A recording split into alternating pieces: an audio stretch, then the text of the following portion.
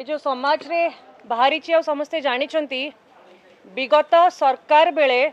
जो कटक को श्रीहीन करने जहाँ प्रयास आरंभ कराइला एबे मध्य ए सरकार समय रे सेम जिनस चली आज 0 आवर रे मैं उठेली नोटिंग कराई कॉलिंग अटेंशन रे भी मंत्री को मध्य देवी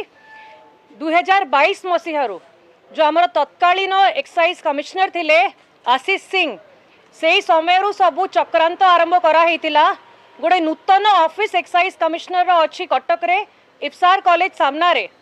गोटे नूतन कैंपस हैला परे मध्य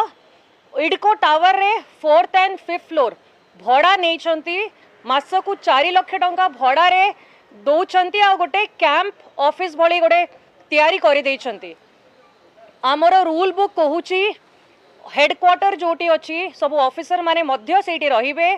एबे जो एक्साइज कमिश्नर अच्छंती मु हाउस रे भी पचारिली किए परमिशन देइची तांको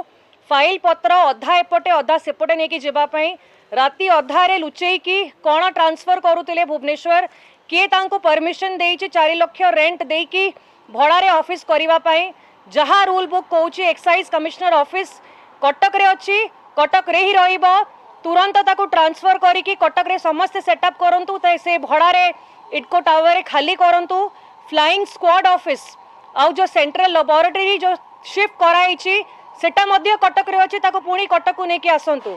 कटकवासी केबे भी ये अन्याय को टॉलरेट करिवे नहीं। आशा अच्छी माननीय बाचस्पति महोदयांकर दृष्टि आकर्षण कली मु आज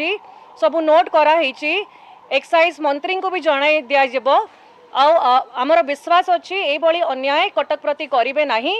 आउ जो ऑफिसर माने जो चक्रांत करूचंती ताकू मध्य ए सरकार इनक्वायरी करिवो